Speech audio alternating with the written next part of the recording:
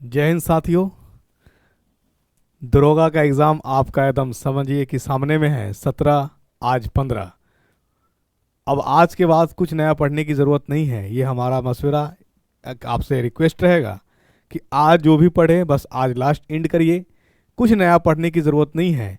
बस उसको एक थ्रूली आउट में देख लीजिएगा कि सेट के कंप्लीट वर्जन में मतलब करंट जो है करंट को एक बार देख लीजिएगा। क्योंकि दरोगा में जो एग्ज़ाम जो दरोगा की जो एग्ज़ाम होती है एग्ज़ाम, उसमें जो क्वेश्चन का पैटर्न होता है यानी करंट का जो होता है कुछ सिलेबस ही नहीं है। और रियल में करंट का कोई सिलेबस नहीं है, बहुत बैक भी पूछता है। ठीक है ना। तो आज के बाद से यानी ये आज लास्ट है आपका सेट है। आज 15 है, 17 को एग्ज़ाम है। सैटरडे को एकदम रिलैक्स में रहिएगा। सैटरडे को जो करंट आपको देखना है देख लीजिएगा। नया कुछ नहीं पढ़ना है, इसी से आपका अच्छा स्कोर आएगा। ठीक है। ज़्यादा अब देखेंगे क्वेश्चन नहीं बनेगा तो आप टेंशन में आ जाएंगे, फ्रस्ट्रेशन में हो जाएंगे। इसलिए जो आपका पढ़ा हुआ है वो एनफ है, बहुत है। तैयारी आपकी बहुत अच्छी है, मुझे ऐसा लग रहा। चलिए तो हम लोग आज सेट 7वां यानी कंप्लीट क्या लिखा हुआ देख लीजिए एकदम। बिहार दरोगा science physics plus chemistry plus bio, पूछे गए प्रश्नों का सबसे सटीक विश्लेषण है। और ये सिर्फ लिखा ही हुआ नहीं है, वास्तव में भी ऐसा है। चलिए आइए हम लोग क्वेश्चन पे बात कर लेते हैं। क्वेश्चन क्या है आपका? साइंस का जब भी प्रश्न करने जाइएगा सबसे पहले आप क्या करिएगा, वहाँ पे क्वेश्चन को पहले पढ़ने की कोशिश करिएगा। ठीक है ना। चलिए आइए प्रश्न पे हम लोग आते हैं। चलिए प्रश्न पे आइए। देखिए पहला क्वेश्चन कह रहा, निम्नलिखित में से किस विकार में स्मृति हानि मुख्य लक्षण है? मतलब स्मृति का कह रहा है मेमोरी लॉस का मुख्य लक्षण है। कौन सी बीमारी है आपके सामने है स्क्रीन में। सबसे पहले देखिए समझिए, आपके पास जो भी ऑप्शन दिया हुआ है, जो भी ऑप्शन आपका दिया हुआ है वो सब मस्तिष्क से संबंधित है। किससे संबंधित है? मस्तिष्क से संबंधित है। अब इसमें आपको पता करना है कि कौन बीमारी में क्या होता है और क्या लॉस होगा। चलिए देखिए,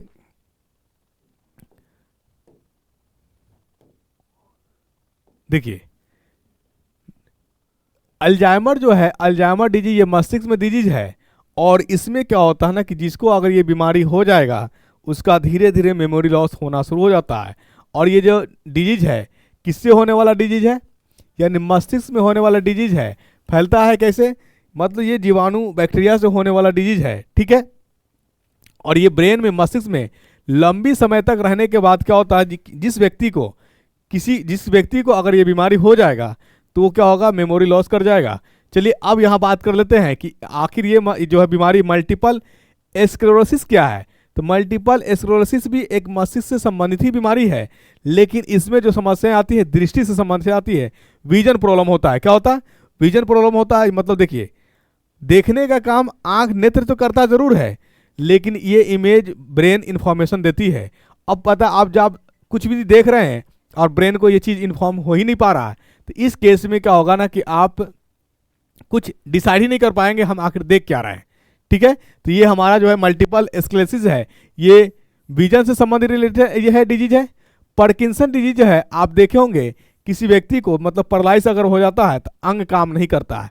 तो देखिए ब्रेन में जो न्यूरल, हर एक का कंट्रोलिंग कौन? हमारा ब्रेन ही है। वहाँ आपका अगर कोई नस, अगर कोई वेन अगर दब जाता है, कोई समस्याएं आती है, तो इसका सूचना किसको मिलती है? मानव मस्तिष्क को मिलती है। और वहाँ वहीं से इसको कंट्रोल कर पाता है। जैसे ब्रेन में आप पढ़े होंगे 3 पार्ट्स होता है मस्तिष्क का, फोर ब्रेन, मिड ब्रेन और हिंड ब्रेन। ये सारे आपके पास ऐच्छिक क्रियाएं हैं, अनैच्छिक क्रियाएं भी है। सारे का कंट्रोलिंग कौन करता है? ब्रेन ही करता है। अगर मान लिया जाए कि तो ये पार्किंसन डिजीज ब्रेन का वो पार्ट्स जो हमारा मूवमेंट को कंट्रोल करता है, उसको ये मैसेज नहीं मिल पाएगा और आप मूवमेंट नहीं कर पाएंगे। तो ये इस कंडीशन में ये बीमारी हो जाती है जिसको हम लोग कहते हैं पैरालिसिस वगैरह। तो यानी प्रकृति ये यानी तीनों जो ऑप्शन थे ये सब मस्तिष्क से संबंधित था, लेकिन यह पकड़ना था कि आखिर मेमोरी लॉस। प्रश्न पूछा है कि मेमोरी लॉस कौन कराता है, तो मेमोरी लॉस कराने वाला अल्जाइमर डिजीज है जो मेमोरी लॉस कराता है। मल्टीपल स्क्लेरोसिस ये याद रखिएगा डिसीज से संबंधित है, विजन से संबंधित है। पार्किंसन ये मूवमेंट से संबंधित है। जिस व्यक्ति को अगर ये प्रॉब्लम हो जाएगा तो उसको मूवमेंट करने में, गति करने में यानी गतिशील होने में बाधाएं आएंगी, समस्याएं आएंगी। चलिए तो आई होप कि ये क्लियर हो गया होगा। नेक्स्ट प्रश्न पे हम लोग आते हैं। अगला प्रश्न क्या है? कह रहा है क्या, ये आसान, बिल्कुल आसान सा क्वेश्चन है, ये आप बना लेंगे। उन अधातुओं को चुने जो कमरे के तापमान पर तरल होता है। इकलौता ब्रोमीन है जो एट रूम टेम्परेचर लिक्विड मतलब तरल अवस्था में पाया जाता है, लिक्विड फॉर्म में पाया जाता है। कौन?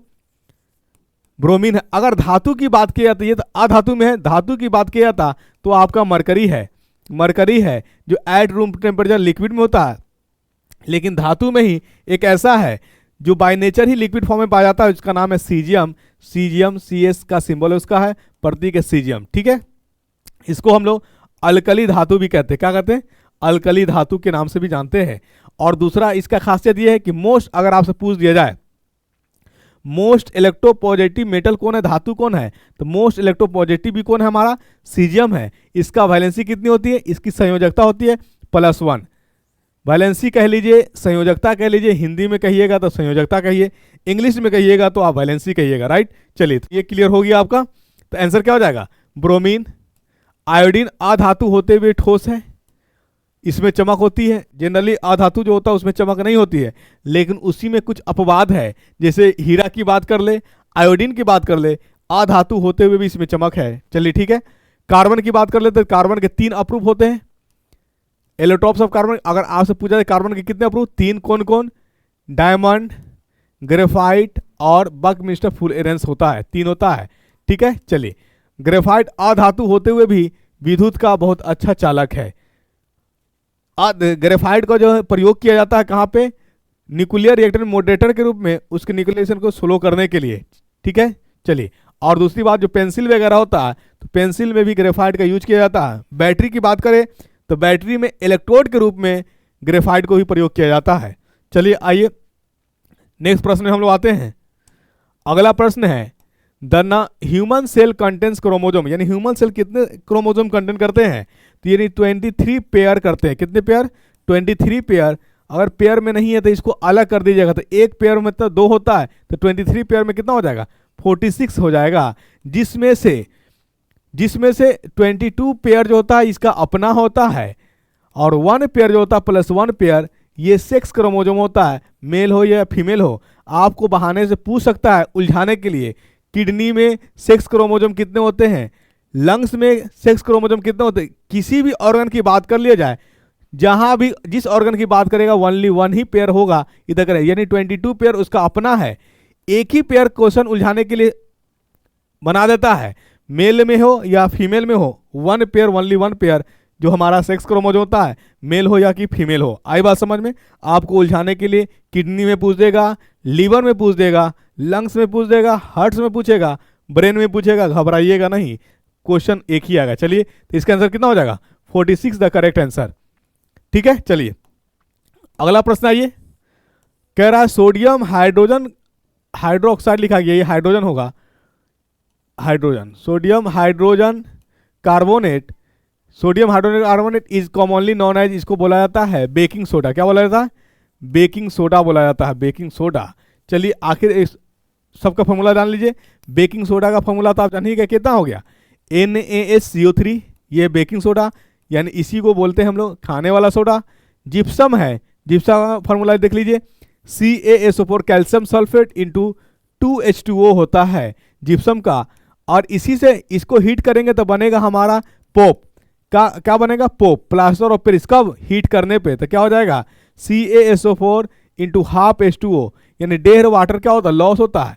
फिर इसको जब हीट करिएगा, हीट का सिंबल ये होता है, जब इसको हीट करिएगा तो बनेगा CaSO4।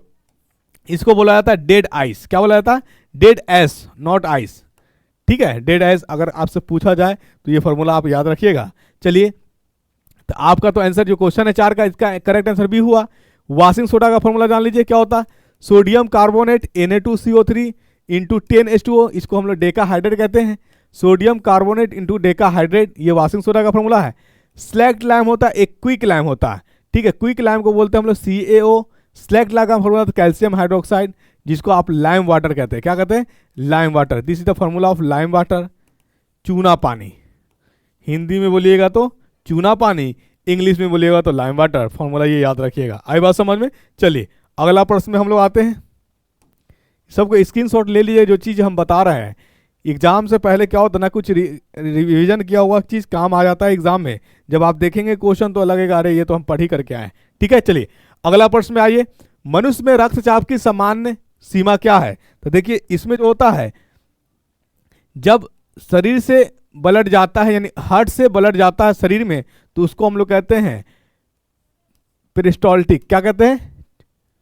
ठीक है, और उसके बाद जब शरीर यानी शरीर से हार्ट की तरफ आता है उसको हम लोग कहते हैं डायस्टोलिक।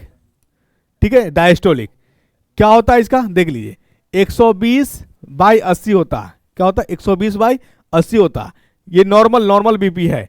मापा यानी जो हमारा जो इसका बीपी मापने वाला जो इंस्ट्रूमेंट है, उस इंस्ट्रूमेंट को हम लोग कहते हैं स्फेग्नोमैनोमीटर। क्या कहते हैं? स्फेग्नोमैनोमीटर। जो बीपी को मेजरमेंट किया जाता है उस इंस्ट्रूमेंट का नाम है। आपसे एक प्रश्न ये भी पूछा जा सकता है कि जो इंस्ट्रूमेंट है ब्लड प्रेशर मापने, रक्तचाप को मापने वाला, उसमें कौन सी धातु प्रयोग किया जाता है? तो उसमें मरकरी धातु प्रयोग किया जाता है। कौन सा धातु? Mercury, Hg। और इसकी एक खास बात और मैं ये बता दूं कि मरकरी का सबसे ज़्यादा घनत्व पाया जाता है, यानी सबसे ज़्यादा डेंसिटी किसका होता है? मरकरी का होता है। कितना होता है? 13.6 ग्राम पर ml। ये मरकरी का डेंसिटी है, घनत्व है। अगर वाटर की बात कर लिया जाए तो वाटर का मैक्सिमम घनत्व जो होता है 4 डिग्री सेल्सियस पे होता है। कितना? 1 ग्राम पर ml। यानी 4 डिग्री सेल्सियस पे मैक्सिमम घनत्व, लेकिन कितना उसका मान कितना? 1 ग्राम पर ml। ये घनत्व का मात्रक है, डेंसिटी का मात्रक। डेंसिटी का फॉर्मूला क्या होता है? Mass by volume. Mass by volume, volume का यानी ml में मीटर, ग्राम का मास। ठीक है, चलिए ये सब यूनिट क्लियर करते जाइएगा तो आंसर आपका क्या हो जाएगा? 120/80। 120/80 के बीच का अंतर कितना है? 40 का है। इस 40 को बोला जाता है पल्स प्रेशर, नाड़ी दाब। हिंदी में बोलेंगे तो क्या बोलेंगे इसको? नाड़ी दाब। नाड़ी दाब 40। अगर आपसे पूछा कि नाड़ी दाब का वैल्यू कितना होता है, तो 40 mm ऑफ Hg। क्या लिखा जाता है? mm of Hg। यानी पारे का मात्रक होता है। दाब जो हमारा का बीपी वगैरह मेजर करते हैं उसमें मेजर किया जाता है mm ऑफ Hg में। और 1 mm ऑफ Hg में बता दूं आपको, 1 mm ऑफ Hg जो होता है, या 1 mm नहीं, 76 mm of Hg। 76 mm of Hg जो होता है वो 1 atm के बराबर होता है। यानी 1 atm एटमॉस्फेरिक दाब है। 1 atm क्या है? एटमॉस्फेरिक दाब है। वो कितने के बराबर होता है? 76 mm ऑफ Hg के बराबर होता है। और 1 atm अगर इसको हम सेंटीमीटर में लेके जाएं तो 76 सेंटीमीटर भी क्या होता है? 76 सेंटीमीटर भी क्या होता है? 1 atm के बराबर होता है। यूनिट है, आपसे कुछ भी पूछा जा सकता है। ठीक है, कुछ भी पूछा जा सकता है, ये याद रखिएगा। प्रेशर का जो SI मात्रक होता है क्या होता है? दाब होता है। प्रेशर का SI मात्रक क्या होता है? दाब होता है। चलिए अगला प्रश्न में आता हम लोग। अगला प्रश्न क्या कर रहा है? वर्षा की बूंदों का आकार गोलाकार होता है, इसका कारण क्या है? इसका एक ही कारण है, एक ही कारण है। कौन कारण है? कहीं सरफेस तनाव, सतह के तनाव के कारण वो जो वर्षा की बूंदें होती है वो गोलाकार होती है। इसका एक ही कारण है, वो सिर्फ और सिर्फ कौन है? सरफेस टेंशन, यानी सतह का तनाव, सतह का तनाव। चलिए आइए अगला प्रश्न पे आते हम लोग। अगला प्रश्न है आपके पास, क्या है? सोने के आभूषणों को साफ करने के लिए किस अम्ल का उपयोग किया जाता है? तो इसके लिए जो उपयोग किया जाता है नाइट्रिक एसिड को। किसको? नाइट्रिक एसिड को। और मैं एक बात बता दूं कि सोना के जो भी हमारे पास ज्वेलरी है उसको सफाई के लिए एक सॉल्यूशन है, उसको बोला जाता है एक्वा रेजिया। क्या बोला जाता है? Aqua regia. इसमें डाला जाता है, इसमें जो होता है सोना को सफाई करने के लिए डाला जाता है। ये जो बने होते हैं किसके? नाइट्रिक अम्ल और हाइड्रोक्लोरिक अम्ल का। कितना मात्रा में नाइट्रिक अम्ल होता है? 1। तो हमारा क्या है ये HCl कितना होगा? 3। मतलब अगर हम नाइट्रिक अम्ल 1 ml ले रहे हैं तो हमारा हाइड्रोक्लोरिक कितना लेना पड़ेगा? 3 ml लेना पड़ेगा।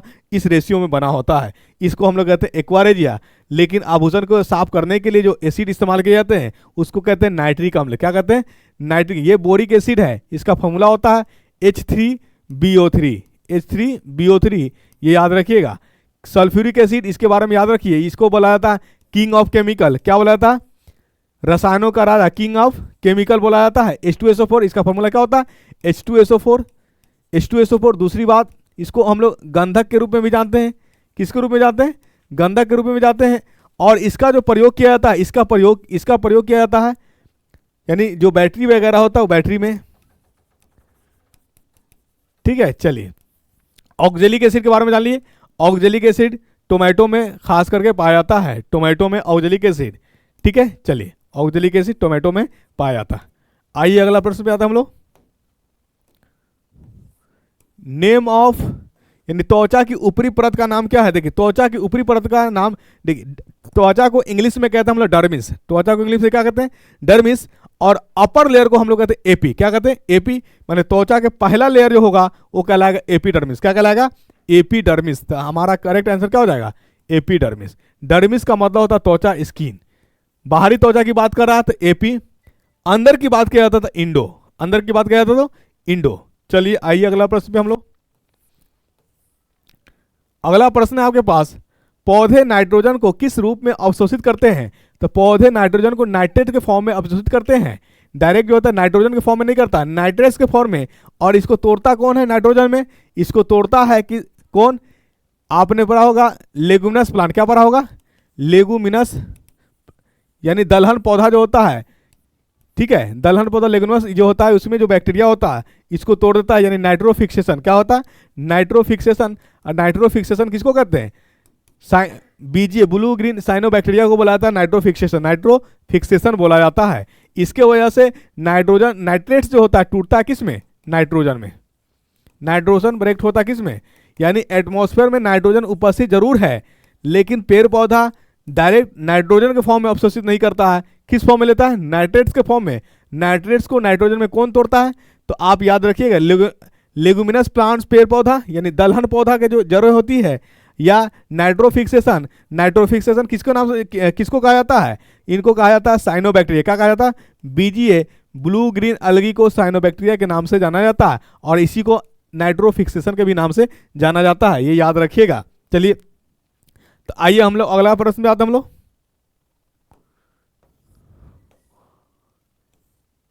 गैल्वेनाइजेशन किसी धातु पर कोटिंग करने की प्रक्रिया है। गैल्वेनाइजेशन में जो होता है, जो धातु पे लेप लगाई जाती है, इस लेप को हम लोग क्या कहते हैं,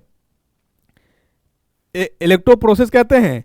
electro process, electrochemical process, electro process, इसमें यानी गैल्वेनाइजेशन कहा जाएगा। तो इसके लिए एक ही धातु है, वो है हमारा जिंक। कौन है, जिंक है। ये एनामेल जो है दांतों का रिलेशन, यानी दांत का जो मसूड़ा होता है उसको एनामेल, यानी सबसे हार्ड जो पार्ट्स होता है हमारा एनामेल ही होता है, ठीक है। चलिए तो यानी आपसे कह दिया गैल्वेनाइजेशन, इसमें जो लेप लगाई जाती है किसका लगाई जाती है, जिंक का लगाया, यानी जिंक का लेप लगाना गैल्वेनाइजेशन कहलाता है। चलिए अगला प्रश्न पे आइए।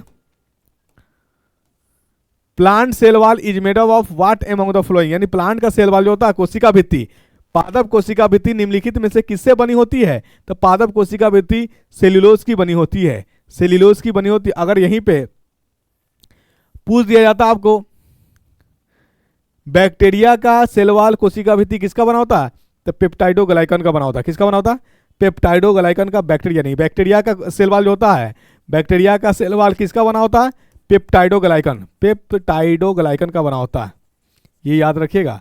फंगी का अगर पूछते कवक का सेल वॉल किसका बना होता है, तो कवक का सेल वॉल जो बना होता है, फंगी का सेल वॉल, फंगी का सेल वॉल मेडअप होता है किसका, काइटिन का। किसका, काइटिन का बना होता है, राइट। चलिए आइए अगला प्रश्न में हम लोग, यानी सुक्रोज होता है, सुक्रोज, एक सुक्रोज बराबर कितना ग्लूकोज, एक सुक्रोज बराबर होता है 6000 ग्लूकोज के बराबर। मतलब ये मल्टी पॉलीमर्स है, ठीक है। ग्लूकोज क्या है, मोनोमर है।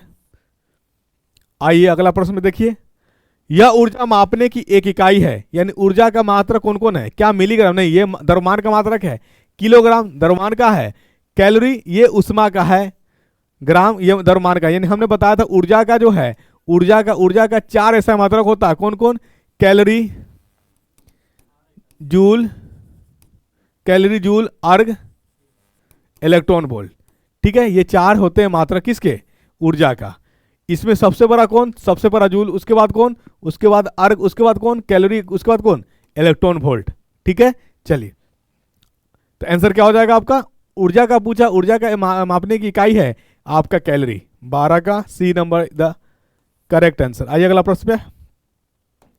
अगला प्रश्न है, जब कांच की छड़ को रेशम पर रगड़ा जाता है तो पारंपरिक रूप से आवेश को क्या कहा जाता है। कि जब आप रड को रगड़िएगा तो उससे इलेक्ट्रॉन क्या होता है, लॉस होता है, और किसी रड से इलेक्ट्रॉन का लॉस होना मतलब उस पर धनायन चार्ज होगा। क्या होगा, आपके पॉकेट से कोई चीज चला जाए, इसका मतलब उसके रेस्पेक्ट में आप धनी कराइएगा, जो आपका चीज लिया है वो भिखारी होगा, और आपने दिया है आप धनी मनी कहलाइएगा। तो देने वाला धनी मनी कहलाता है, मतलब धनात्मक कहलाता है। धनात्मक को हम लोग कहते हैं पॉजिटिव, लेने वाले को हम लोग कहते हैं कर्जदार, ऋणी है, कर्ज में है तो उसको हम लोग ऋणात्मक कहते हैं। ये बात याद रखिएगा। तो यानी रड पे जो होगा हमें चार्ज कैसा होगा, पॉजिटिव चार्ज। लेकिन यही अगर आपसे पूछ दिया जाता कि सिल्क क्लॉथ पे कैसा चार्ज आ जाता, सिल्क क्लॉथ जो है इलेक्ट्रॉन को लिया है तो उस पर नेगेटिव चार्ज आ जाता। सिल्क क्लॉथ की बात करता था नेगेटिव, रड की बात कर रहा था, रड की बात हमारा क्या हो जाएगा आंसर, पॉजिटिव धनात्मक हो जाएगा। 13 का A number is the correct answer. आइए अगला प्रश्न पे।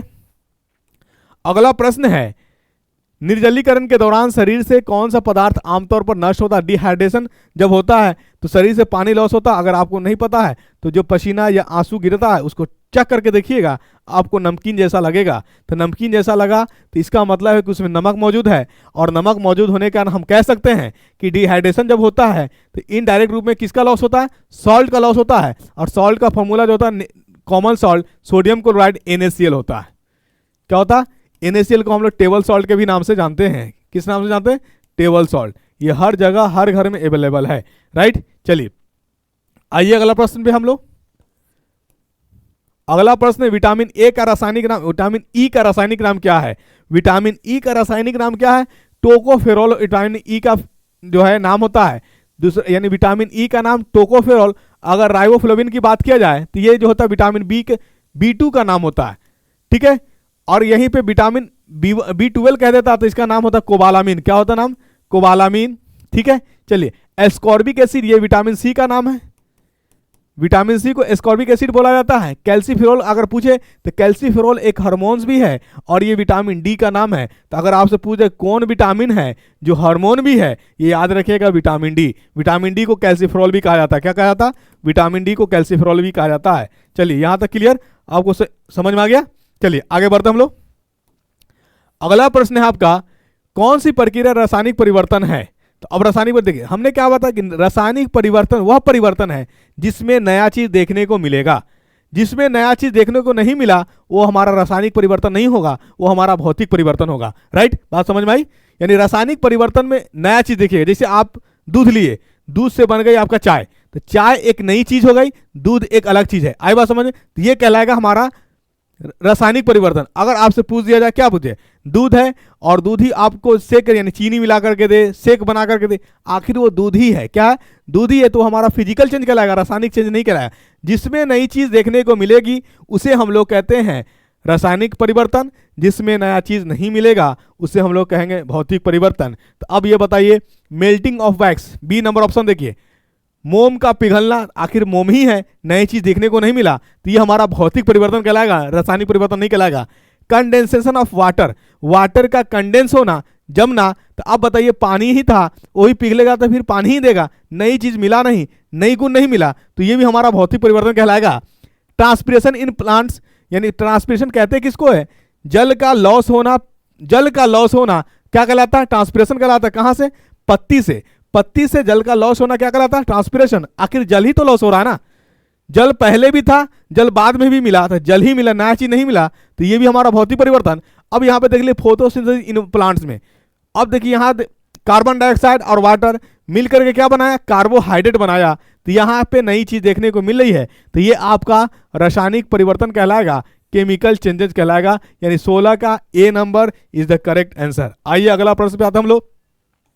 अगला प्रश्न क्या है, अगला प्रश्न है कौन सी गैस उत्कृष्ट गैस कहलाती है, मतलब नोबल गैस कहलाती है। तो आप बताइए, देखिए hydrogen, oxygen, carbon dioxide, helium जो है आपका नोबल गैस कहलाती है। ऑक्सीजन का जो नाम है चाल्कोजेन के नाम से भी जाना जाता है। किसके, चाल्कोजेन के नाम से जाना जाता है। कार्बन डाइऑक्साइड को ड्राई आइस के नाम से जाना जाता है, कार्बन डाइऑक्साइड को ड्राई आइस के नाम से। हाइड्रोजन को जो है, हाइड्रोजन को मोर रिएक्टिव के नाम से जाना जाता है, मोर रिएक्टिव गैस, ठीक है, मोर रिएक्टिव गैस। यानी मोर रिएक्टिव छोड़ दीजिए, मोर रिएक्टिव नहीं, इसको आप कह सकते हैं हाईली कंबस्टिबल सब्सटेंसेस, अति ज्वलनशील। क्या बोलेंगे इसको, हाईली कंबस्टिबल सब्सटेंसेस कौन है, तो अति ज्वलनशील जो है, अति ज्वलनशील जो है आपका कौन है, हाइड्रोजन है, कंबस्टिबल सब्सटेंस है। ठीक है, चलिए आई बात समझ में। आइए अगला प्रश्न पे आते हम लोग। अगला प्रश्न है the basic source of biological diversity is, यानी बेसिक सोर्स जो होता है इसमें क्या होता है, डीएनए का ही चेंजेज आता है, डीएनए का चेंजेज आता है, और डीएनए का चेंजेज आना अचानक से या साइमल्टेनियसली, उसको हम लोग कहते हैं म्यूटेशन। क्या कहते हैं, म्यूटेशन कहते हैं। तो म्यूटेशन आपका करेक्ट आंसर हो जाएगा। इनहेरिटेंस के बारे में बात कर लीजिए, क्योंकि ये दोनों आपसे नहीं पूछा जा सकता है, क्योंकि ये एडवांस लेवल की क्वेश्चंस है, ये दरोगा में नहीं पूछा जाएगा। ठीक है, ये पूछा जा सकता है। ये इनहेरिटेंस बता, ये इनहेरिटेंस यूनिट है किसका, जीन का यूनिट है।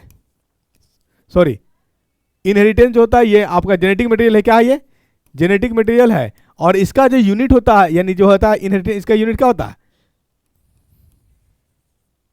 जीन होता है। ठीक है, इनहेरिटेंस का यूनिट क्या होता है, जीन होता है।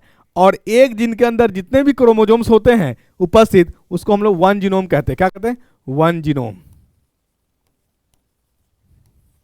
ठीक है, जीन का टर्म किसने दिया है, तो आप ये याद रखिएगा, Johnson, baby Johnson powder, baby Johnson powder, यानी जॉनसन ने J4 जॉनसन, J4 जीन, ये इन्होंने क्या दिया था, जीन का टर्म दिया था। याद रहेगा कि नहीं रहेगा, जॉनसन, बेबी जॉनसन पाउडर। अब तो बेबी जॉनसन पाउडर ऐसा लग रहा है कि बंद हो गया है। ठीक है, चलिए तो आंसर क्या हो जाएगा इसका, म्यूटेशन। म्यूटेशन समझ रहे हैं, डीएनए में चेंजिंग होना, बदलाव आना, उसी को हम लोग क्या कहते हैं, म्यूटेशन कहते हैं।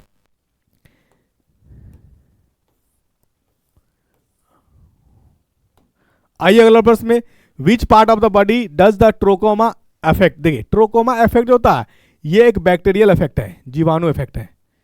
क्या है, जीवाणु इफेक्ट है। इसका जो क्लेस्ट्रीडिया नाम है बैक्टीरिया के जीवाणु का, क्लेस्ट्रीडिया ये है। ये जो होता है ये अटैक करता है किसको, आई को, मानव नेत्र को करता है।